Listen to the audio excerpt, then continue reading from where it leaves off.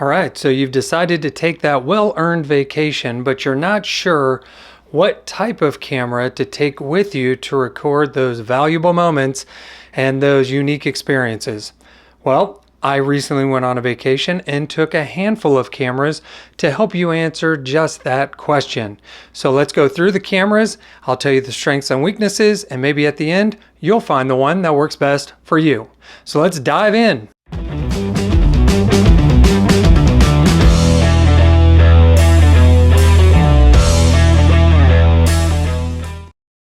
Hey everybody, this is Mike, this is LoadF Media, and thank you for taking time to check out the channel. Here we talk about content creation and the gear that goes along with it, and every now and then we kind of branch off and we'll talk about cameras in different uses like vacations.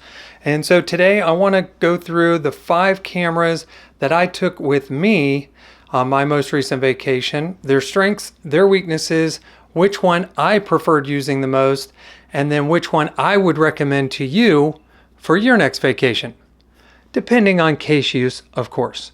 So let's get to the first one. The first camera I took, and I'll go with this one. This is my DSC HX80. It's made by Sony. This is just a little point and shoot. It's got a flip up screen, shoots 1080p, has great photography or great photo capability. The reason why I always take this with me on all my vacations is because of this zoom lens. This is a 30 times zoom. Don't know if you can read it here, 30 times zoom. And so this allows me, in a very small form factor, allows me to get shots of things that are far away that I wouldn't be able to get with a traditional camera. Now I could probably use my cell phone to grab some of those longer distance photos, but they get very pixelated, very grainy, and that telephoto lens isn't the best.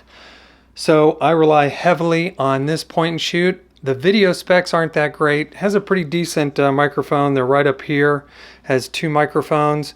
Has a pop-up flash, and it does have a viewfinder that pops up here. So if you're in very sunny conditions and it's harder to see that LCD screen, you can use that. It's not the greatest EVF, but it's usable.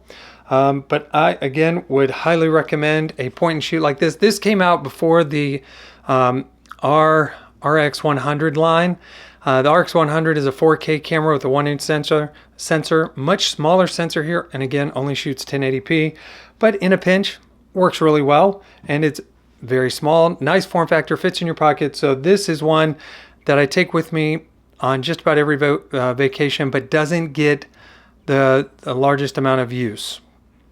Okay, the next camera, we'll go with this one. This is another one that I take with me on just about every vacation, and that's my Insta360 Go 3S. And the reason why I take this camera, one, it acts just like a traditional action camera like this when it's in the action pod. So very familiar. If you've ever used an action camera, then you'll be right at home. But here's one unique feature. It has a flip up screen. So if you're wanting to vlog to people and tell them where you're at, what you're doing, you can see yourself here. Also allows for some interest, so if you want to, let's say, hold it like this and be able to compose your shot, you can see what you're videoing or what you're taking a photo of like this. And it also can act as a little kickstand or a little prop. So if you want to lay it down on a desk, you can do that. But the other unique feature, and this is the reason why I take it with me so often, is because of this. The camera part pops out. It's magnetic. You can put it on any metal surface. It's 4K quality. I use the little lanyard and get first-person perspectives. And so I've used that a number of times, like swimming with it, action sports. Doesn't matter if it gets wet, just the little camera part. If you have it in the action pod, that's not waterproof, so be careful of that. But very nice price point on that, very durable, and it now comes in black, so you can get the black edition, which is much more discreet than this bright white one. But one of my favorite cameras, again, take it with me on every vacation. Okay, what do we got next? This is the Insta360 X4, not the X5, the X4. When the X5 came out, that was my opportunity to get this one. I already own the X2 and the X3, so it just made sense to upgrade to this as soon as the X5 came out. Nice little price break on that. I found that I use this camera the most often. Simply because wide angle, it's durable. Aside from the lenses, these are very fragile. You can see how they kind of pop up there on the top and bottom, or front and back. And easy to scratch, easy to break. But the camera itself is built like a tank. I've got the screen protectors front and the cage on the back. So I use this camera because of the 4K quality, the excellent photography capability. The audio is great, and it's just very pocketable. Battery life is great because they increased the battery size from last year, or from the last model. So it's a joy to use, very simple, pops on pretty quick. So I found myself using this most often. And the unique thing about this is the 360 photos and video. They're very unique, and you can't get them with you can't get that kind of photo or video from just any camera. So the perspectives I can get out of this always impress friends and family when I'm showing them the pictures from a trip. So I always take this camera with me on every trip. All right, now my second favorite camera that I took on this trip was the Canon V10. Let me take this off of here. There you go, Canon V10. And the reason why I like this camera so much is because look at it. It's so pocketable. It's very convenient.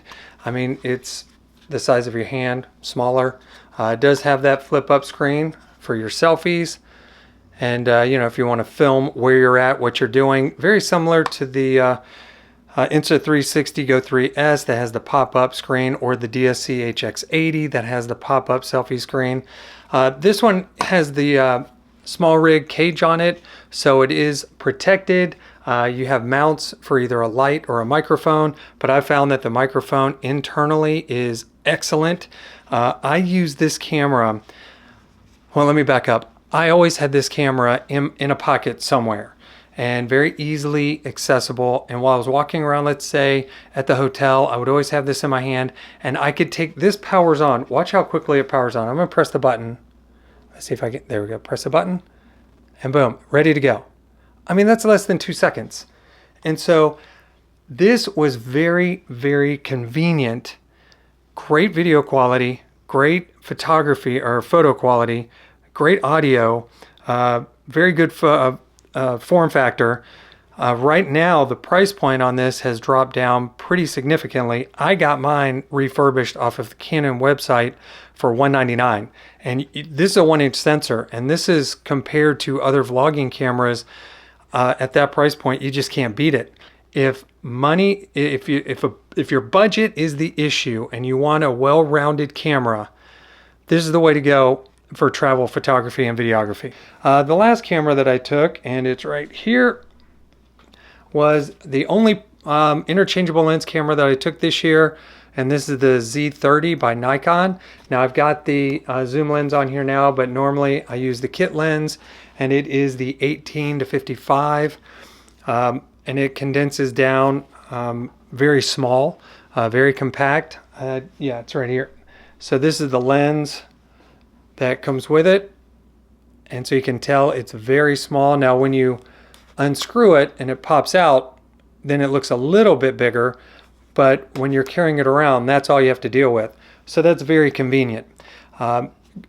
Always impressed by the even though it's only a 20 megapixel sensor, the photo quality of that camera blows me away every time. I would compare it to my Sony a6700 as far as quality, and that's a 26 megapixel sensor. So those are the cameras I took. And again, I would say that this by far was the one that I used the most. And if I had to recommend a camera for vacations, I would have to go with this camera.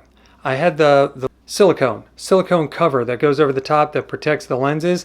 And once you do that, it's easy to just throw in a pocket, throw in a bag, carry it with you, take it out when you need it. And again, the image quality is very usable, very dependable. You don't have to worry about things being out of focus because of the wide angle lens and the fact that it doesn't have that shallow depth of field. Everything's in focus. So this is the one I would go to most often. And this is the one that I would recommend if you don't have any of these other cameras and you've only been using your cell phone when you go on vacations.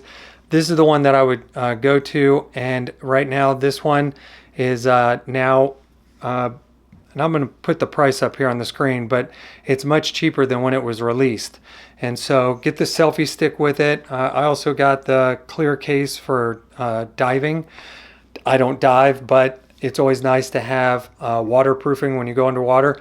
What it also does, if you get water, if you take this underwater just the way it is and the water gets on the lens, you are going to get some type of distortion underwater. But if you have the case, it covers it, and then you don't get water on the lens, and you're able to get a much clearer photo or video underwater. And so there isn't as much distortion. And you can also do the half shots where the water line's here, the lens is here, and you can get an above and below the waterline shot. Those are always very impressive. And so that's the camera that I would recommend. Hey, let me know what cameras you take when you go on your trips, your vacations. Which kind of cameras do you gravitate to? And have you ever taken any of these cameras with you? Always appreciate your feedback. So let's get a little dialogue started. But hey, thank you so much for taking time to check out the channel. If you're not already a subscriber, please go ahead, become a subscriber down below. Hit the notification bell so you can be notified when the next video drops, especially if you enjoy talking about content creation and the gear that goes along with it. But hey, that's all I got for you today. Just a real quick cover of the cameras that I took on vacation. Let me know your thoughts down below, and we will see you in the next one.